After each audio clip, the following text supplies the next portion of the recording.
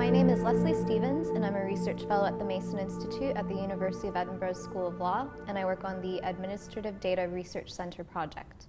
Hello, my name is Graeme Laurie. I'm Chair of Medical Jurisprudence in the School of Law at the University of Edinburgh, and I'm Director of the Mason Institute. So there's no legal category of administrative data per se in data protection law, but it covers a vast array of public sector data holdings, and that includes examples such as education data, crime data, income tax data, whether a person avails themselves of benefit services. Basically, their entire interaction with the public sector is encapsulated in administrative data.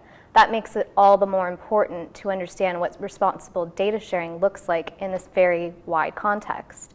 And from our current research, we really have found issues not around the law with administrative data, but actually around the culture in the public sector around how they use or don't use data. That's right, and I think one of the problems that we saw, although you can't say that there's one single culture that crosses all those different sectors, we did find commonalities. For example, that there isn't routine identification of the public interests that are at stake when we think about sharing data in any given context. There aren't any incentives to do so, and even when it may be lawful and ethical to share data. There's not necessarily support, financial or otherwise, to share data, and indeed the decision makers, the people with whom the buck stops, do not have mechanisms to support them to take these decisions about what it means to share data responsibly in any given setting. So that's really where our decision-making matrix came into play in our research. That's right, exactly. And before we started the research, we saw in the literature and speaking to people that they thought that one of the biggest problems was the law. And actually, one of the first elements of our decision-making matrix is to suggest that, well, yes, the law might be a problem, but often it's not a problem. But the first question you have to ask is the proposed sharing actually lawful or not? Also clear are uses of data that are actually completely unethical. They might be lawful, but they're unethical as well. And those are also rare cases that really prevent data sharing. What is more common is where a data owner is faced with issues relating to disproportionate regulatory burden, and that could be attributed to a variety of factors, nothing to do with the law. Yeah, absolutely. So examples of unethical sharing might be where you're interested in cost efficiencies rather than people's rights and interests. And disproportionate burden may be situations where you've got too many decision makers within the system that actually clogs up effective decision making. And that's where the necessity of certain measures and certain regulations need to be questioned by data controllers, because the next case on our decision-making matrix is where institutional caution is actually creating the prevention of data sharing in the public interest. And caution, and this culture of caution, is really what our research has led us to find is the main barrier to data sharing. That's right, and often a lot of organizations are risk averse because they don't feel that they're ready to share. They don't necessarily know what data they hold. They don't necessarily know whether the data that they hold are of sufficient quality, and therefore the reaction, the knee-jerk reaction, tends to be one of caution and not sharing rather than responsible sharing. And most recently, there are, again, a smaller margin of cases where the law does support a particular data initiative, but there is a lack of social license, and because of that, the use of data is unethical and it shouldn't be used, and it warrants further investigation and namely public engagement. Exactly, so that's why we feel this decision-making matrix is actually helpful, because across those 5 different examples, either alone or in combination, it allows decision makers to, if you like, take their own temperature of readiness for responsible data sharing. Exactly. Let's go back to the rule of law in all of this. One of the things that I think we found out that was particularly important and valuable was the idea that sometimes, quite often actually, the law is used as a bit of a shield behind which people hide and take decisions not to share. And often in these public sector areas, decision makers look for an explicit legal permission to share data, and that's often not there, and therefore the default is not to share.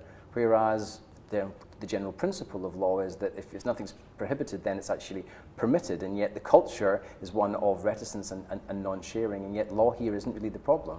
And what really fuels that as well is the cultural problems that you identified earlier in our work, where there's a real lack of understanding of any incentives to share data. And in a recent workshop where we got around a table with delegates and spoke to them about the issues they see with data sharing, it's often not the law. It is used as a shield. And really what's at issue is lack of resources, lack of staff, lack of time and capacity to really undertake these new data initiatives. And more so, there's not a clear common understanding of what benefit it is to the organization or the public to undertake data sharing initiatives. Absolutely, and I think further, there's also a fear of law, fear of legal liability.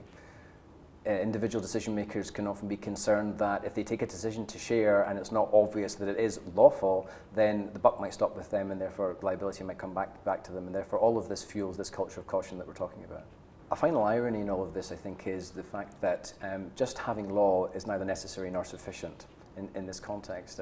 And it's not the case that simply because you have legal authority that you necessarily have social legitimacy. A recent example of that is the Care.Data initiative in England, whereby GPs were required by law to allow access to patient data for commissioning and research purposes, and yet there was a major backlash by the GPs themselves and certainly by some sectors of the public. And the suggestion there was that actually there was a want of a social license, that you cannot imagine that because people trust GPs in a health context, they will less necessarily trust that the data will be used in other contexts. And the fact that the law allowed it here was actually irrelevant to people's reaction. So law is fine if it works to provide a context within which sharing is permissible, but law alone can't do all this work. Something else is required. And that something else is a gap that we've sought to fill in our own research. And we really are looking for approaches beyond mere legal compliance, beyond the mere consent form. And that has led us to developing this notion of the public interest and how that can support both the more robust protection of personal privacy, but also to facilitate uses of really a public resource that is all these different types of administrative data. But one of the standard reactions we tend to get when we talk about the public interest is that people say, well, the public interest is so vague and so amorphous, it's not really helpful. So why do you think we've stuck with that notion of public interest mandate? The notion of the public interest is a cornerstone of both data protection law, of confidentiality, of human rights law, and it can serve as a vehicle to both support, in a legal sense, the use of personal data, but it can also garner and engender public trust and understanding of new uses of data. And our current work has led us to try to operationalize this rather ambiguous context to show that public sector organizations can adopt something called a public interest mandate in order to both legally and socially justify their uses of personal data for new uses. Yeah. One of the ways that's going to work is for decision makers and others to understand that public interest isn't a one-size-fits-all approach. It's not the case that there's a single public interest. There are many, many public interests, and one of these is actually the protection of citizens' privacy.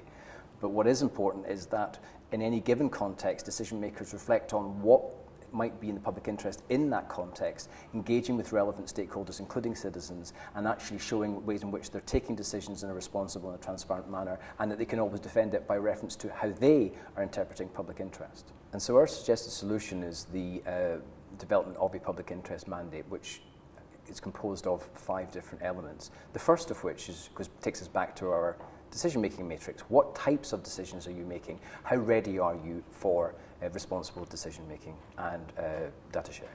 And the second aspect of the public interest mandate is really embracing the public interest and finding out what that means in context of your organization.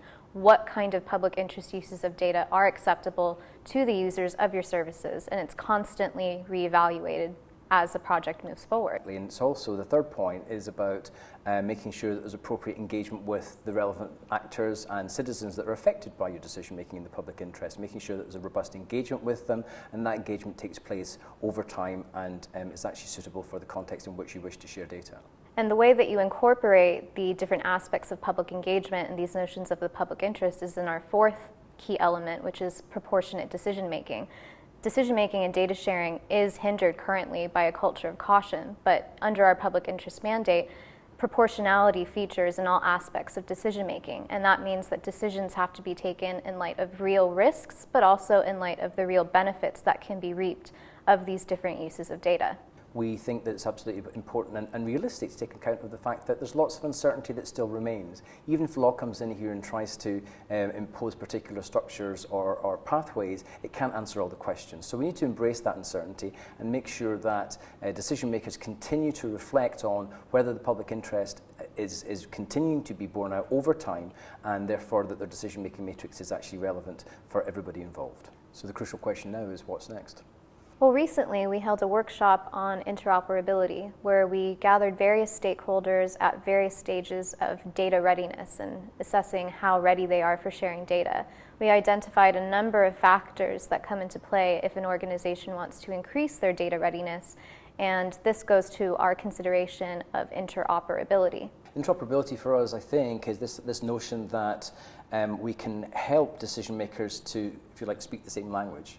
Understanding that public interest might mean something different in one context as opposed to another, but nonetheless they may have common goals and missions with respect to responsible data sharing, and allowing them to have conversations about what that might mean for them together in partnership, and deploying, for example, our matrix to help them take that partnership forward. And in our research, we're really keen to test out these models and see how data custodians identify themselves within the decision-making matrix, and to understand how they feel about the public interest and what works for them in their organization. So if anybody's out there who's interested in working with us and who's unsure about what state of preparedness they're in and how they can actually be supported to take next steps with responsible data sharing, then we'd love to hear from them.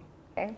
Thank you for listening to us today about our research. If you are interested in learning anything more about this or any of our other initiatives at the Mason Institute, please just check out our website at masoninstitute.org. Thank you.